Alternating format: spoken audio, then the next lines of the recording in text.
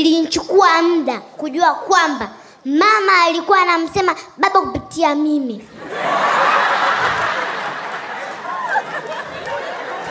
Baba kama hajaoga utamsikia mama, wewe Lulu, wewe ni mtu mzima kabisa na una watoto mpaka uambie kaoge. Ndio maana zidi kuwa jeusi kama lami. Sasa mimi najiuliza, mimi mbona mweupe? Naomba nimoga mapema. Nao watoto nimwapata wapi? Wakati najiuliza nikamsikia baba, Lulu, achana naye.